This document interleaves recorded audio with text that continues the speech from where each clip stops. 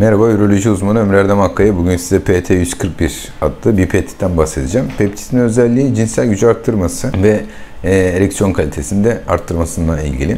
PT141 melanokortin peptit ailesinden geliyor. Aslında bu melanokortin peptit ailesi 1960'lı yıllarda keşfedilen, daha sonra da araştırılan bir peptit ailesi. Bu peptitin özelliği beyinden penise gelen cinsel uyarıyı arttırması.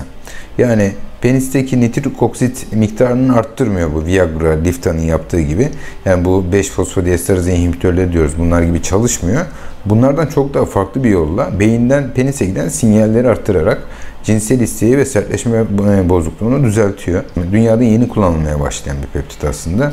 Peptitin hikayesi aslında şöyle. 1960'lı yıllarda melanokortin ailesi tespit edildikten sonra, peptit ailesi tespit edildikten sonra bunlardan bazı peptitler ayrıştırılıyor. Melanoton 1 ve melanoton 2 diye biyokimyasal olarak bronzlaşmayı sağlayan, yani hiç güneşe çıkmadan bronzlaşmayı sağlayan 2 tane peptit elde edildi. Bu peptitlerle tedavi sırasında insanlarda bu peptitleri kullandıktan sonra cinsel gücün, sertleşme gücünün arttığı tespit edildi. Bunun üzerine yapılan çalışmalarda melanoton 2 ile ilgili yapılan çalışmada erkeklerde 19 erkeğin 17'sinde cinsel gücü arttırdığı, sertleşme gücünü arttırdığı tespit edildi ama %25'inde erkeklerin bulantı, mide bulantısı etkisi tespit edildi ve çalışmalar durduruldu. Çünkü yan etki profili insidansı %20-25'lerde yüksek bir oran.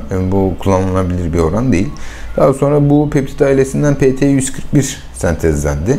Bu PT141'in bronzlaşma etkisi çok daha düşük, çok daha az.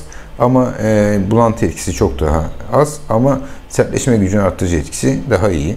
Ve yapılan çalışmalarda hem erkeklerde hem de kadınlarda cinsel isteği, lipidoyu ve sertleşme gücünü arttırdığı gösterildi. Hatta şu anda FDA'de, yani Amerikan İlaç ve Gıda Kontrolü Dairesi'nde kadın cinsel isteksizliğinde dünyada kabul edilen tek ilaç diyebiliriz. Kadın cinsel isteksizliğinde ayda 8 kere, günde 1 defa kullanılması öneriliyor. Tek kabul edilen ilaç. Bununla ilgili yapılan çalışmada plasebo'ya göre bariz bir üstünlük göstermiş. %65 civarında olumlu sonuç saptanmış. Böyle bir çalışma var. Yalnız tabii kadın cinsel isteksizliği çok derin bir konu. Yani sadece basit bir ilaçla düzeltilebilecek bir konu değil. Çift ilişkisinin mutlaka değerlendirilmesi gerekiyor. Daha önce bu ayrıntıları konuşmuştuk zaten, kadın cinsel isteksizliği ile ilgili. Çok ayrıntılı bir konu.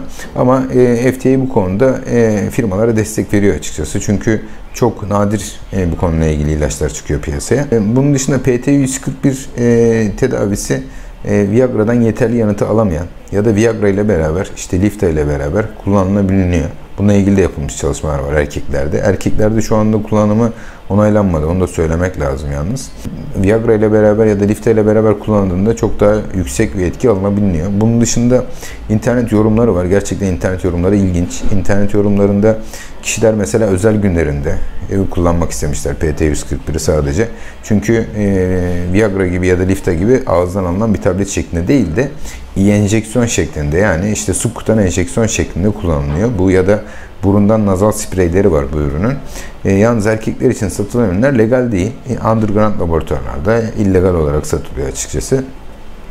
Ama dediğim gibi PT141 özellikle fosfodiesteraz 5 inhibitörlerine göre ileride belki özellikle oral formu bulunursa belki de bir rakip olabilir ya da Viagra'dan, Lifta'dan yeterli cevap alamayan hastalarda kullanılabilir. Erkekler için söylüyorum.